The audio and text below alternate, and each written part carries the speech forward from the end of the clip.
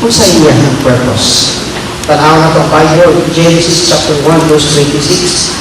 Then God said, let us make man in our image, according to our likeness. Let him have dominion over the fish of the sea, and over the birds of the air, and over the cattle, and over all the earth, and over every creeping things that creep on the earth. Chapter 2, verse 18. Then God said, it is not good for a man to be alone, so I will make him a helpmate suitable for him. Kita nato din, hinaan din isulat kung sa'y plano, tuyo sa Ginoo sa kaminyoon. Ingon ang Diyos, gihimo kuno kita niya sumala sa iyang dagway. Kinsang dagway kita gihimo? Dagway sa Diyos. So in other words, Ramil o An-an, ipadalhan ang Diyos sa inyong kaminyoon. Ipakita ang himaya sa Diyos sa inyong kaminyoon. Gusto mo buhumok ang gabi. Muna usahay, inigulit ninyo mga bata sa inyong balay. Tinigil kayo panilot sa sawa. Yan ako ka. Di ba na yung kakino? Ito, iba na yung panilot mo ang pagitahan na magkadugay na yung wala yung sa video. Wala yung video. Diba sa madugay na anak kayo pinatawa mo. Ito, mga bata. Gusto ba mo bumumok ng namin sa itong asawa? Ang sikreto sa iyo, igugmaan na sila. Tanawa, nga naman yung si An-an karoon nga, pag-is kayo pahiyong, bumumok ka ayon.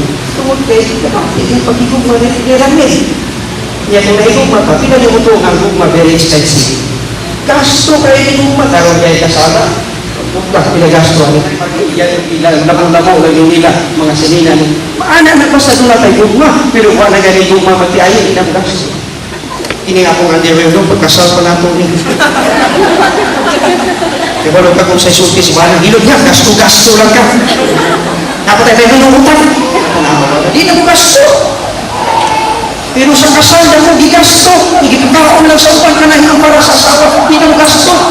Suklaw kita ang asawa, kaya di na mo gasto pa na inyo ng asawa. Diyo, kung muna yung gusto, di na ka mo kali. Ayun na yun, underwear. Yan, matitay ka na dati. Nakalakaw ko dito sa mall, wag yun ikaw. Muna i-apply sa itong mga tiguangan ka niya, itong notice niya itong tiguangan, hapon-hapon na tabi mo, namangit niya kita yung kalitag anak. I-apply niya na kanya ito, niya may mukang kalitag. Laging anak mo na kinunay ba na, hindi naman gasto. Kaya ito yung ato mo sa isip, may ngunay mong asawa din, tabi, security, tabi. Hindi siya kumuhan ko yun. Usahay, mo ni ako ang usahay, hindi man tayo yung manaway, kung hindi, comment lang ba. Usahay, ako kay tagasto, mangutang ka para sa atong kasal. Na I'm not saying that's bad, pero sa atong kaninyoon, di na pa mo gasto, that's wrong.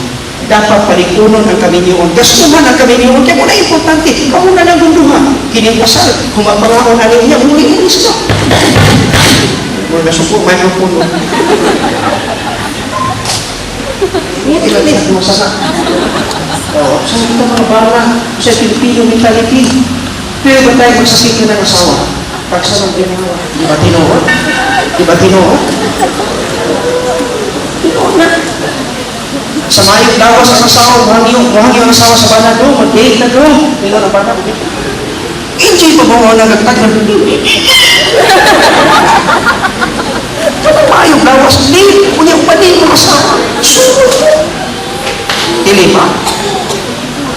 Ngayon, dito na, gadala pa yun siya, gidala pa yun yan, pang-is ng mangga, drinks. Kaya ba lumukit sa mukhaon na nasa hospital? Naghantay! Itong asawa niya naman, kakaon. Mawita mo kita mga Pilipino, dapat panikulo na ito ang atong pamilya. Ayun tawag, bubuyay tawag. Na naman, kaya nung na sila ilahang, kanang itawag ko, kami naman. So, submit to your own husband. Ingana, makita ang Diyos sa atong kinabuhi. I remember, makita na po ninyo ang usaka, iluod niya, suginanon. May tungkol sa usa ka panimalay nga, wag yun nakita ang Diyos sa ilang panimalay. Na isa ka bata nga, pati, bubuyan ka. Maldito ka. nag-eskwela sa eskwelahan, kaniya ito pa ni dugay-dugay na yung mga 1960s pa rin. Pari-pari yung edad na. So, ang ilang mga maestro kaniya ito, maestro ay kasagaran, mga pari, mga madri. Tingala itong maestro mga pari. Sa doon, ano pati magbubuyan mo doon? Iyon siya, liwat ko tatay siya. Sa kinsa may pangalan sa imong tatay? Iyon siya si Satanas. Sa iyo, pagsulti ng Pinoy, bitara siya. Imong nanay, isa'y ngalan, siya si Panuwaya ko. Pagsulti ka ng Pinoy. Yung siya kasama mo na yung nagbuyo doon sa imperial lagi siya. Sa kinukurot na lagi siya. Sa kisang pangalan mo doon. Tawagan ako pisti siya. Sila pala, naagdan man po niya, niya pa yung mama nag-away. Parking sinigitay. Basta ang ilang mga property na lagbot sa gitana. Sama sa libiran, bangkuran, tantaran, bairan. Panglabay sa gitana. Pinang yung ito, pag mag-away o mag-tiayon, dunay mga propiedad madamage. Isang gani ang mga bata madamage. Kung madugay ni singgit ang asawa, ang maestro ng bata ito sino, ang asawa ni singgit, ikaw satanasa ka. Irresponsable ka ng pagkabana. Yung maestro, kisa pa yung ginag sa panas doon siya ako, itong tatay siya. Kisa'y nahimaya sa ilang panimalay. Ang Diyos kanyawa. Kasagaran niya sa mga panimalay, ang yawa mo'y nilan. Nakakita ka mo pati ayon, gaginok na naisundan. Ang banan, ikukod niya, lagaraw niya asawa. Kaya ipaso, nagdugay nilang inilugay. Nainog sa asawa. Karoon ang banan mo, ikukod sa asawa. Mawatanan mo niyo, masa'y komentaryo sa mga silingan. Mura ba ang mga silingan, ter? Praise the Lord, naging mo kayo gabi ba? Hallelujah, kayo mo gabi, kaya ginugdan na yung sundan. Mau ba isulti sa mga silingan? No. Ang mga silingan nyo, pangyawaan na yung hindi. Di ba? Di ba Ginoo? Nga naman, kaya nakita nila, imahe sa Ginoo, imahe sa yawa. Nga naman, naay-away. Pero sultihan ka mo mga magtiayon, ang anong gamit. Gusto mo udan ang Diyos, ipakita ang pugma. Husband, love your wife. Wife, submit to your husband. Pinaagi na makita ang Ginoo sa atong kinabuhi. Children, obey your parents in the Lord. That's the purpose of God. Nga nung adunay kaninyo.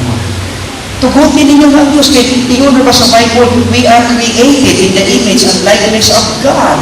We are not created in the image and likeness of Satan. Wala ka hindi mo sumama sa dagway ni Satanas. Napag-inuban mga magtiayon, aral na lang kahimaligas. Hindi man na mao. Kung tinuot ang iya sa Ginoo, ang gawa sa ato mga baba, mga maayon. Ayaw sultihin kung rulo inyong mga bata, yung tagin ni bata apis. Diyayo sa gabinahan dito, maperting himalikasan.